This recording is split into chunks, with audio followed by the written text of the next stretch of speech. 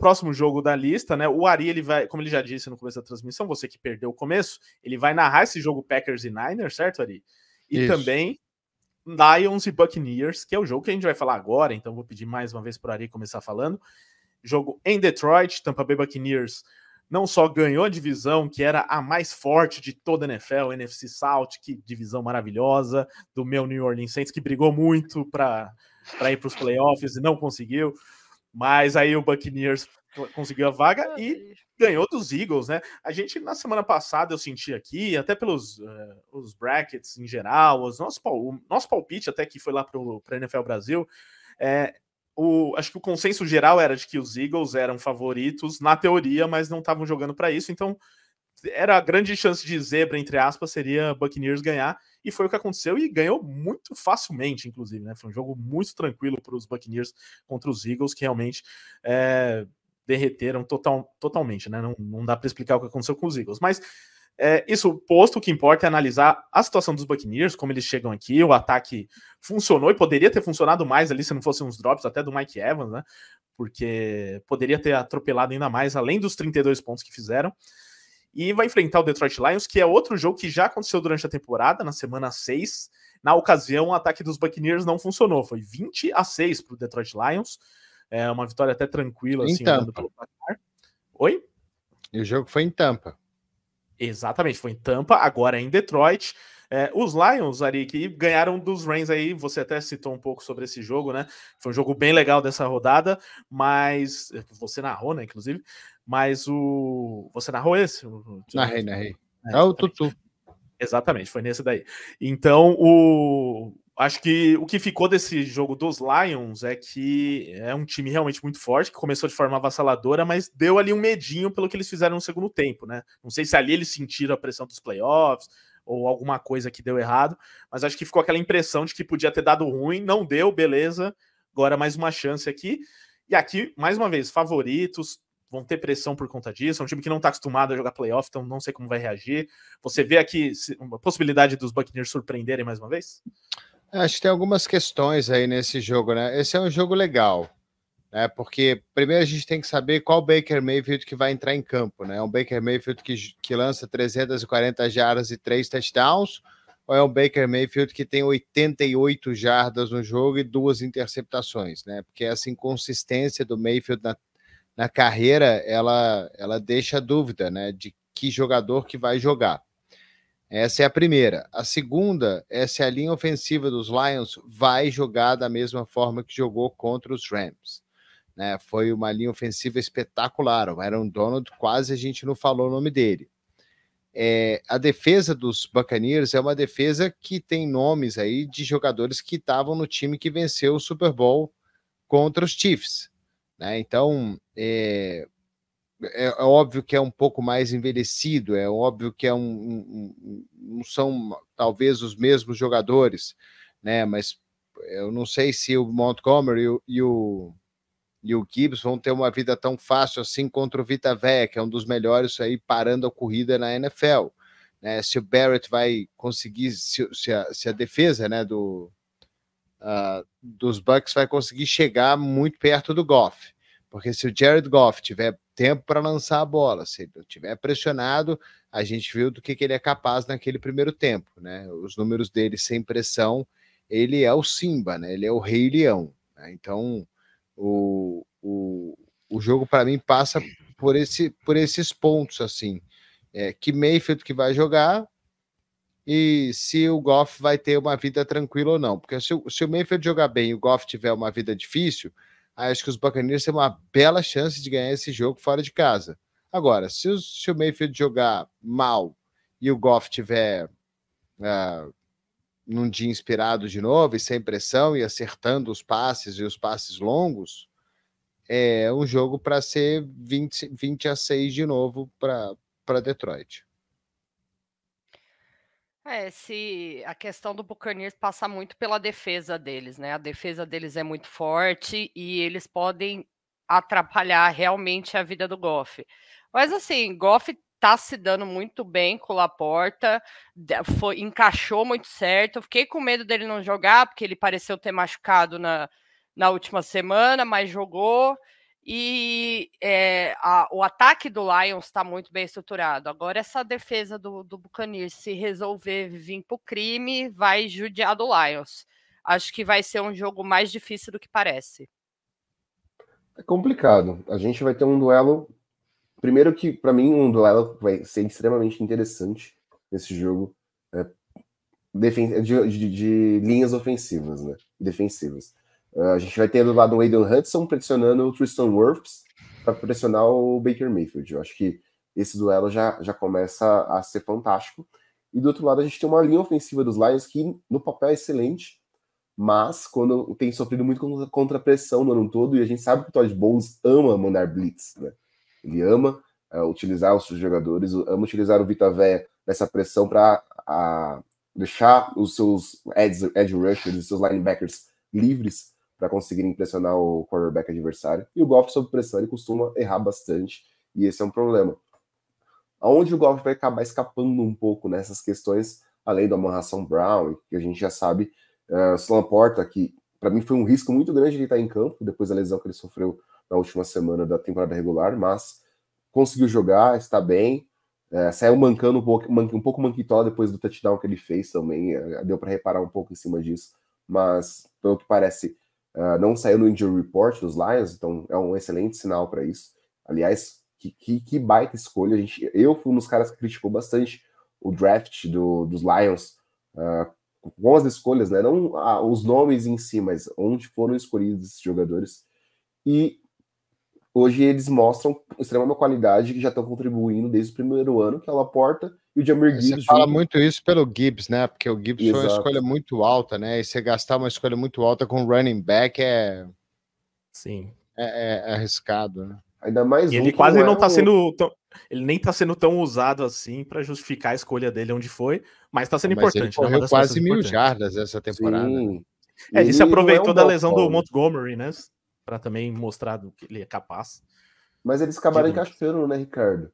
O bom Os é dois isso, juntos, né, formaram um pouco um complemento, porque o Montgomery acaba sendo esse bell cow, né, esse cara que mais um power back, enquanto o Jahmyr Gibbs ele consegue utilizar muito do seu aspecto físico, claro, dadas as devidas proporções, lembra um pouco, às vezes, o Alvin Kamara, quando ele consegue se esquivar um pouco da bola e conseguir ganhar jardas após o primeiro toque, né? O Jahmyr Gibbs, ele, principalmente nessa reta final de temporada, ele foi importante para isso. Então, esse ataque que tinha uma peça unilateral na Amon-Ra Brown, acabou tendo outras peças que ajudaram o Goff. O Ari sabe muito bem que o Kurt usa muito esse termo de câmbio automático, né, pro Jared Goff, porque ele é um cara que, quando tá tudo certo, ele consegue produzir muito bem. E assim foi no jogo contra os Rams, ele conseguiu ter um jogo no qual ele conseguiu achar bem as peças. Na hora que ele foi pressionado, ele sofreu um pouco, mas ele não comprometeu o jogo. E eu acho que, assim, os Buccaneers é um time contra os Packers? Contra os Packers não, contra os Rams. Porque contra os Packers ele foi extremamente pressionado, né, no jogo do Thanksgiving, ele teve fumbles e tal, ele foi mal naquele jogo, né, e os Packers mandaram, sei lá, 212 blitz aquele dia contra os Lions. Se eu fosse, acho que foi a Mia que falou, né, que mandaria, que o Bowles gosta de mandar blitz, e se eu fosse ele, mandaria blitz o tempo inteiro. Eu não sei por que o McVay não fez isso também, né, já que você não tá conseguindo pressionar com 4, pô, manda 6, né? Sim. Faz alguma coisa diferente. E aquilo. E a pressão vai ser importante em cima do Goff, porque, querendo ou não, a gente tem um time dos Bucks que tem um front seven que consegue pressionar bem, né? O Todd Bowles é um treinador com mente defensiva que consegue fazer isso. E a linha ofensiva dos Lions tem oscilado muito. Ela é uma linha ofensiva que tem cedido muito contra a pressão. O Ricardo destacou aqui essa questão do fator, né, emocional, né? A gente viu muitos torcedores do Detroit extremamente emocionados depois de uma vitória, depois de 32 anos sem vencer em casa, disputar um playoff em casa e tudo mais. Eu ainda acredito muito nesse Detroit Lions, ainda mais porque eu tenho medo do que o Baker Mayfield pode fazer. A gente tem o Mike Evans, a gente tem o Chris Godwin, que jogaram muito bem. Medo pro lado bom ou pro lado ruim? Pro ruim, Ari. Porque o problema é que a gente não sabe que Baker que vai vir, né? Exato, ele é uma caixa de Pandora. A gente às vezes tem um Baker Mayfield que joga a nível first pick, como ele foi, um cara que jogou muito bem em Oklahoma, um cara que jogou muito bem no primeiro playoff dele lá em Cleveland, ou é esse Baker Mayfield que oscilou muito nessa parte final, entre aspas, da carreira dele, e que oscilou durante toda a temporada em Tampa, né? Então, eu sou torcedor dos Bucks, é outro time que tá no lucro se conseguir passar, ainda mais que uma divisão que parecia que ninguém queria ganhar durante toda a temporada regular.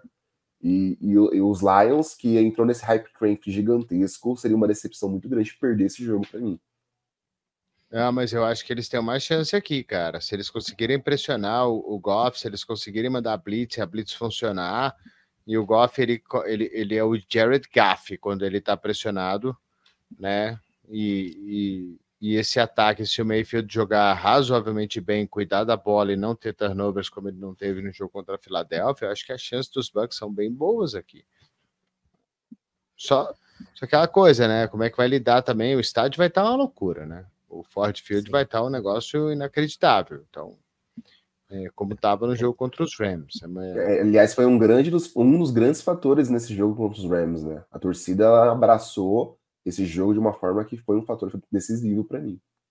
E a torcida em Detroit é muito fanática, e não só no futebol americano, né? Em todas as ligas, né? Em todos os esportes, mesmo com times que nos últimos anos são todos horríveis.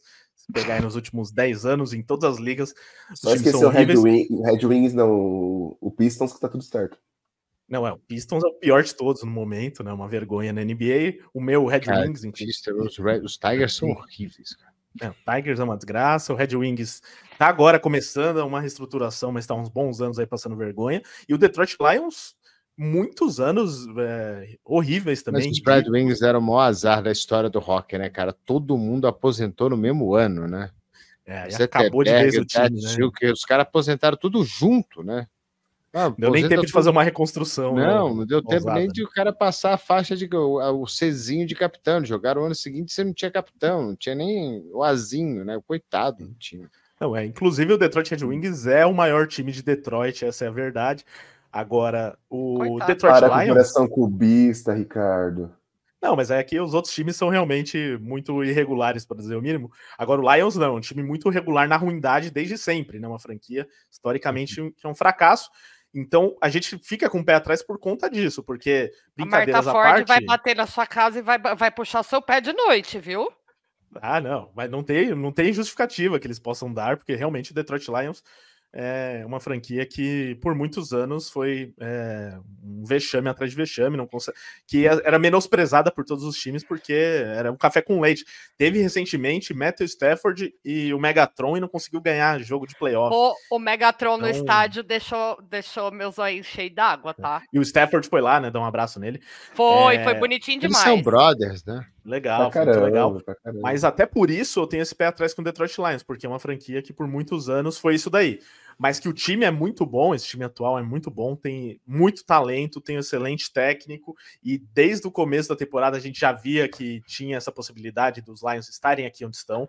Isso eu não tenho dúvidas, eu vou ficar muito feliz se o Detroit Lions for mais longe, eu acho que tem potencial para isso, inclusive no palpite lá do The Playoffs, o qual eu fiz, né? Então a culpa vai ser minha. Isso para NFL Brasil, né? Lá no NFL Brasil, Achei lá o Ricardo. No Instagram, tá lá no Instagram do NFL Brasil ou do @ThePlayoffsBR.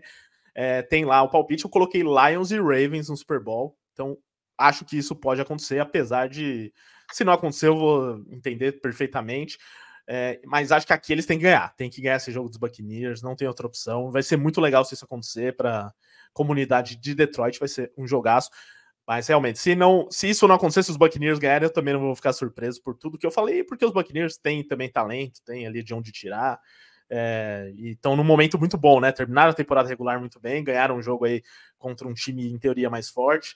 Tirando o jogo contra os Panthers, né? Esse contra os Panthers, 9-0. E esse que é um ponto dos Buccaneers, né? Que algumas vezes o ataque funciona muito bem, como foi ontem, e outros não funciona nada, né? Como foi contra o próprio Lions, né? Fez 6 pontos. Contra o jogo deles em Green Bay, né? Contra os Packers, né? Aquele jogo foi espetacular também. Agora, se fizer 6 pontos, como fez na semana 6 contra os Lions, não tem chance nenhuma de ganhar, né? Então... qual Baker que vai jogar?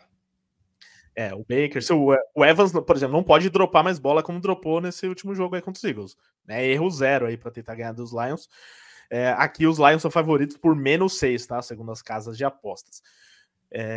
Então, só para fechar, o seu palpite, Ari, qual que é? Lions ou Bucks? Acho que os Lions vão ganhar. Lucas. Lions? Não, eu seria louco se eu apostasse no Bucks nesse jogo. Contra os Eagles era mais fácil, agora contra os Lions, não. Concorda, Mia? E apesar da rivalidade de divisão, a narrativa do Lions esse ano tá muito legal, tá bonito de ver a emoção da galera no estádio, a torcida abraçando, um head coach que tem o seu vestiário, tá bem legal. Pensou um Lions e Packers na final da conferência? Eu e a jaula. Aí que vai precisar da jaula mesmo, pro Leão e pra Mia, né? Eu vou focar no jogo. Se acontecer isso por um milagre, eu vou focar em duas coisas: no jogo do Thanksgiving e no milagre de Detroit. Tá tudo bem.